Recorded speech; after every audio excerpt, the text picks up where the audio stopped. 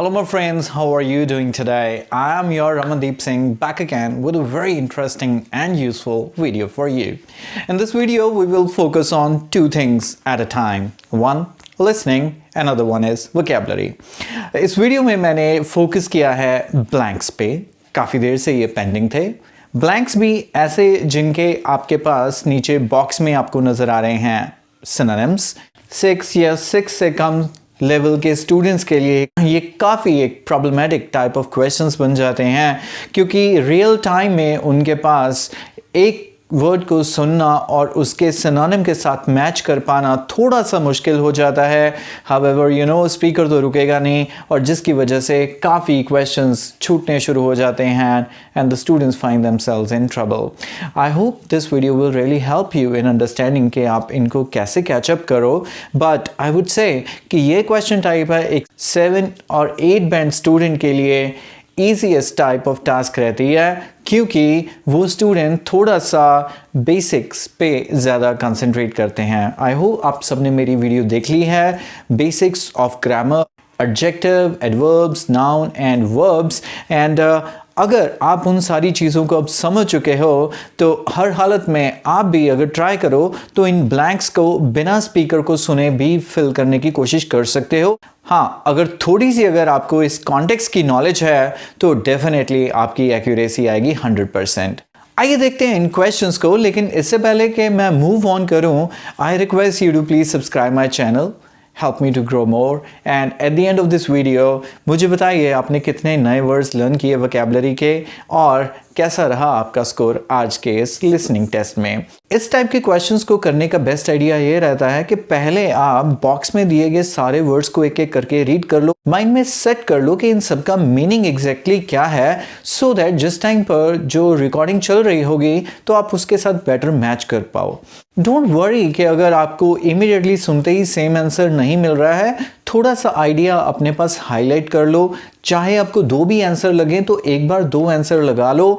You know that in listening you are going to 10 minutes extra after the test, so वो time enough रहता है ताकि आप recall कर सको क्या सुना था एंड बेटर ऑप्शन चूज कर पाओ। वैसे भी आप नोटिस करते हो, अगर पहले आप 2 या 3 ऑप्शन लगा लोगे तो चलते चलते अपने आप ही ऑप्शंस एलिमिनेट होते रहेंगे, किसी और क्वेश्चन के लिए वो ज़्यादा अप्रोप्रिएट बन जाएगा and you will be left with the correct answers. आइए देखते हैं फटाफट से जो आपको ऑप्शंस दिए गए हैं बॉक्स में वो कौन कौन से हैं और उनकी सेंस क्या है।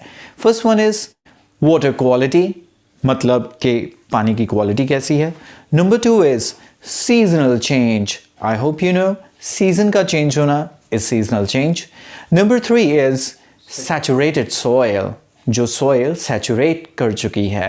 Number 4 safe places means ऐसी कोई भी जगह है जो safe है किसी के लिए. Quite low और quite, मैं आपके साथ ये यहीं पे वर्ड भी डिस्कस कर लेता हूँ। Difference between quite and quiet, 2 spelling रहते हैं। आपके टीचर आपको सारी उम्र कहते थे keep quiet, it's not keep quiet, it's keep quiet.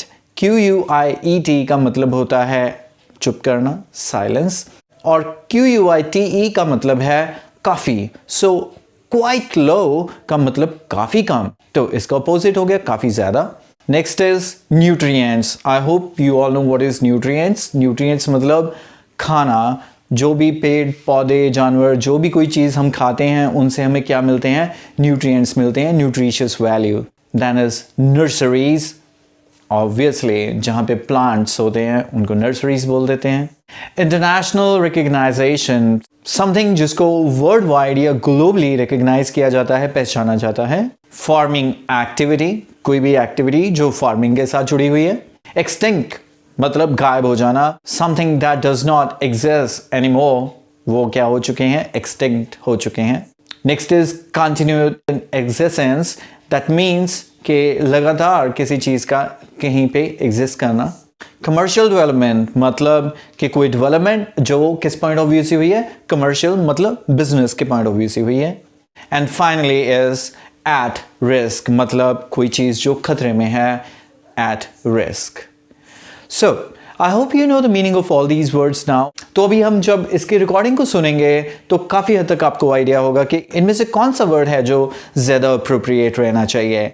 और अब यहाँ पर मैं रिकॉर्डिंग करने से पहले आपके साथ करने वाला हूँ एक और छोटी सी एक्टिविटी जो आपकी फर्दर ग्रामर की एंड वोकैबुलरी की अंडरस्टैंडिंग को इम्प्रूव करेगा। मैं अब आपके साथ रीड करने वाला हूँ ये स्टेटमेंट्स जो आपके सामने लिखी हुई हैं और आपने पूरी कोशिश करनी है कि लिसनिंग टेस्ट के टाइम स्पीकर के बोलने से पहले पहले आप हर हालत में इनको पूरी तरह से रीड कर लो और समझ लो और ये देखो कि यहाँ पर ब्लैंक में कैसा वर्ड आना चाहिए। आप इस वीडियो को पूरा देखिएगा और फिलहाल इन स्टेटमेंट्स को मेरे साथ ध्यान से समझने के बाद खुद चूज करो कि इनमें कौन सा वर्ड फिट बैठता है और इसके बाद हम करेंगे एज यूजुअल प्रॉपर लिसनिंग। तो आप नोटिस करोगे कि आपके काफ़ी सारे आंसर बिना लिसन किए भी ठीक गए। आइए रीड करते हैं इन स्टेटमेंट्स को। A wetland is an area where the soil is typically waterlogged. ये एक वर्ड इस जो पूरे पैराग्राफ में है वो बहुत ही इम्पॉर्टेंट है आपके लिए टू रिमेंबर, इसीलिए मैंने इसको चूज़ भी किया है। इसमें बहुत सारी वोकैबुलरी यूज़ होने वाली है जो आपको ज़रूरत पड़ेगी अपनी राइटिंग टास्क्स में और इन वर्ड्स को आप बार बार नोटिस करोगे अपने रीडिंग पैसेजेस में भी। कोशिश करो कि अपनी स्पीकिंग में भी इन वर्ड्स को इंट्रोड्यूस करो, बट कोशिश करो कि आप इन वर्ड्स पर 100% अपनी कमांड गेन करो कि आप इनको परफेक्टली एंड इफेक्टिवली यूज़ कैसे करोगे। तो यहाँ पे बात हो रही है wetland is an area where the soil is typically waterlogged. मतलब वेटलैंड ऐसे एरियाज होते हैं जहाँ पर सॉइल में वाटर की लेवल बहुत ज़्यादा रहती है। Plants and animal living there depend on the wetness for their dash। तो भी वहाँ पर रहने वाले जितने भी प्लांट्स हैं और जितने भी एनिमल्स हैं वो डिपेंड करते हैं यहाँ की वेटनेस पर फॉर देयर। उनकी कौन सी चीज़ होगी जिसके लिए वो डिपेंड करेंगे, ये आपको चूज़ करना है अब नीचे दिए गए बॉक्स में। अगर आपको सेंस है ग्रामर की एंड पार्ट ऑफ स्पीच की। आगे चलता हूँ, रीड करता हूँ आपके लिए। Draining swamps is a wide separate occurrence which kills off wildlife and consequently wetlands are dash worldwide। यहाँ पे भी बहुत सारे वर्ड्स हैं, सबको हाईलाइट कर लीजिएगा। बहुत रिपीटेडली यूज़ होने वाले वर्ड्स हैं ये कि जो स्वॉम्प्स हैं, स्वॉम्प का मतलब है दलदली इलाके। ऑब्वियसली जहाँ पे बहुत पानी होगा वहाँ पे दलदल होंगे और जो स्वॉम्प्स वो ड्रेन होते जा रहे हैं, ये एक अकरेंस है, बहुत कॉमन होती जा रही है, जिसकी वजह से कॉन्सिक्वेंटली वर्ड यूज़ किया है। Consequently means as a result they are dash world wide. अब क्या लिखोगे वहाँ पर कि ये क्या हो रहे हैं, बिकॉज आर लगा हुआ है। बहुत ही अप्रोप्रिएट वर्ड चूज़ कीजिएगा इस ब्लैंक में लिखने के लिए। Next, It is a feature of wetlands that conditions vary according to। तो अब VERY vary होता है, vary मतलब बहुत ज़्यादा, VARY vary होता है, vary का मतलब वेरीज करना, मतलब चेंज करना। यहाँ पर स्टेटमेंट का मतलब है कि वेटलैंड का फीचर होता है कि ये अकॉर्डिंग टू डैश वेरी करती है। अब आप देखो किसके अकॉर्डिंग वेरी करेंगी, आपका ब्लैंक में आंसर अपने आप ही आ जाएगा, सुनने की ज़रूरत नहीं है स्पीकर को। आइए देखते हैं आगे क्या लिखा हुआ है। Water tolerant plants grow both in and out of the water and water level are usually dash। तो अब वाटर टॉलरेंट प्लांट्स के बारे में आ गया। आई होप यू नो, अगर नहीं पता है तो टॉलरेंट मतलब कुछ भी बर्दाश्त कर लेना। वाटर टॉलरेंट प्लांट्स जो डिफरेंट लेवल ऑफ वाटर को बर्दाश्त कर लें, और ड्रॉट टॉलरेंट प्लांट वो होते हैं जो बारिश ना भी हो फिर भी सर्वाइव कर जाते हैं। और यहाँ पर लिखा है कि water tolerant plant in and out water लग जाते हैं, लेकिन जहाँ पर वाटर लेवल क्या हो। ऑब्वियसली अगर जो वाटर टॉलरेंट है तो कैसे पानी में भी चल जाएगा, ये आप फिट करो बड़े ध्यान से। Next one is wetlands naturally occur between land and water and become dash for various wildlife during very dry periods। बहुत समझने वाला वर्ड है ड्राई पीरियड या रफ पैचेस। इसका मतलब होता है जब बिल्कुल सूखा पड़ जाता है, खाने को कुछ नहीं रहता या पीने को कुछ नहीं रहता। तो अब आप सोचो कि ड्राई पीरियड में ये जगह एनिमल्स के लिए या बर्ड्स के लिए क्या बन जाएगी। Finally, they also act as nurseries for different kind of animal life। Wetlands are known to upgrade dash by removing pollutants। तो एक और भी काम ये करते हैं। फाइनली उसने कहा कि wetlands are known to upgrade something, मतलब किसी चीज़ को ये upgrade मतलब improve करते हैं, मतलब कोई पॉजिटिव चीज़ होनी चाहिए, क्योंकि ये रिमूव किसको करते हैं, पोल्यूटेंट्स को रिमूव करते हैं। Now I hope you have the idea what will go where. अगर तो आपने ऑलरेडी आंसर्स अपने लगा लिए तो बहुत अच्छी बात है, नहीं तो अब हम इस रिकॉर्डिंग को सुनेंगे और एक एक करके इसमें फिट करेंगे words, and at the end of this video I will share all those important vocabulary words that I have discussed with you in this video. आइए स्टार्ट करते हैं इसकी रिकॉर्डिंग। आइए स्टार्ट करते हैं इसकी रिकॉर्डिंग और ढूंढते हैं क्वेश्चन नंबर 21 का answer. Hi, Opal. Any ideas about what we should do for our geography project? Hi, Perry. Yes, I'd like to do something on wetlands. I think that's a great idea. Where do we start? With a definition, of course. Something like a marshy area of land where the soil near the surface is saturated or covered with water, forming a special habitat for wildlife. And we could add, the flora and fauna of the area are reliant on the waterlogged soil for their survival. Yes, that's a major problem, actually. When commercial developers or farmers come along and decide to drain the swamps. So I hope कि आपने drain word just सुना है, that means पीछे इसका answer था and आपने क्या use किया अपने आंसर के लिए? Yes, the correct option is definitely L.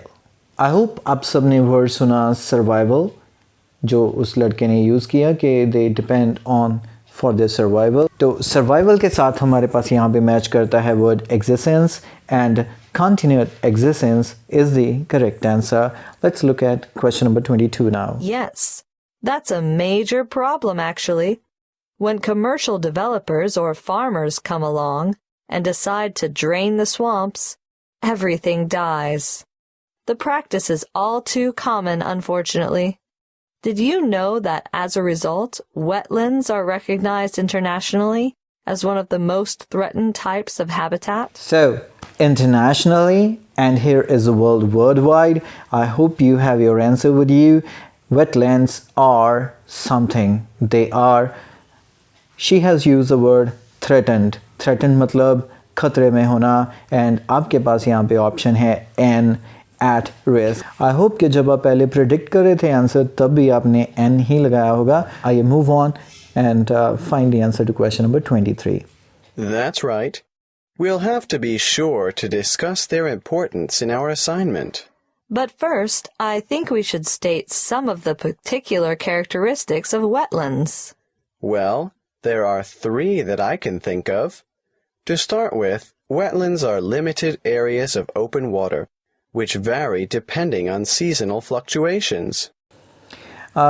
This is the easiest answer among all. In fact, he used the same words, vary and according to, and the correct answer is B, seasonal change, because वहाँ पर उसने use किया change के लिए एक synonym fluctuate and fluctuate is change, so correct answer is B, seasonal change. और I hope यहाँ पर आपने एक बहुत important word note किया होगा characteristic. बहुत स्टूडेंट इसको गलत प्रोनाउंस करते हैं, characteristics बोलते हैं. It's not characteristics, it is characteristics. That is a synonym for feature. Yes, and the second could be that there's usually a variety of water-tolerant flora on the banks and throughout the water. Of course, depending on the time of year, there may be more or less water, but levels generally remain quite shallow. Okay. तो यहाँ पर उसने कहा कि जो level होती है water की वो यूजुअली रिमेन शैलो. तो यहाँ पर अगर आपको शैलो का मीनिंग नहीं पता है तो आप गलत आंसर कर सकते हो, बट शैलो का मतलब होता है ज़्यादा डीप नहीं होना and the correct answer is E, that is quite low.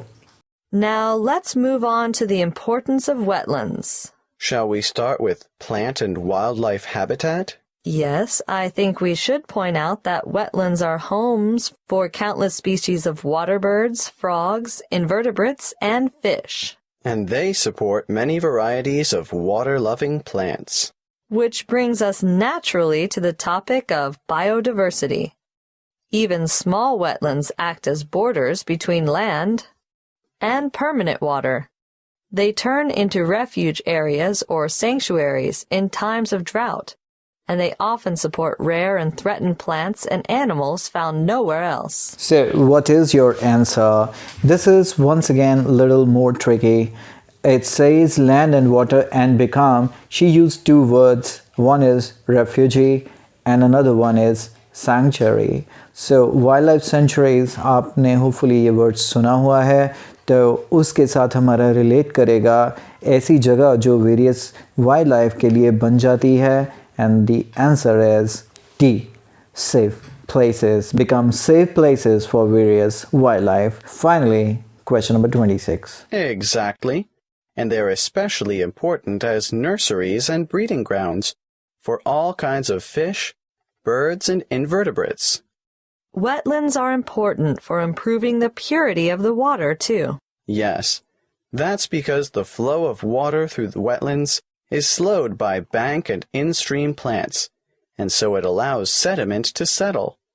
Nutrients such as nitrogen and phosphorus and other pollutants are removed as the water passes through. Finally, they upgrade something and remove pollutants like nitrogen or something जो उसने mention किया. तो upgrade क्या करते हैं? Sediment nutrients. So G is the correct answer, जिसके लिए कोई synonym ढूंढना नहीं पड़ा, same ही word उसने use कर लिया. And that's it for today's video. आपने साथ के साथ बहुत सारे नए words जो आपने notice किए होंगे, और अगर ये words आपको पहले से ही आते हैं तो ऐसी language को अपनी writing task में introduce करो. आपको bands मिलेंगे ऐसी language use करने के, ना कि किसी इंस्टीट्यूट या किसी वीडियो से राइटिंग के फॉर्मेट्स कॉपी करने से. Use your natural language, but उसमें जितनी ज़्यादा हो सके ये एकेडमिक लैंग्वेज का इस्तेमाल करो, and you will definitely improve in all the 4 modules of the IELTS exam. I, Ramandeep Singh, say you goodbye now. However, you can continue to watch this video, as in the very next screenshot we will be sharing all the important vocabulary words that we have fetched from this audio recording. Thank you.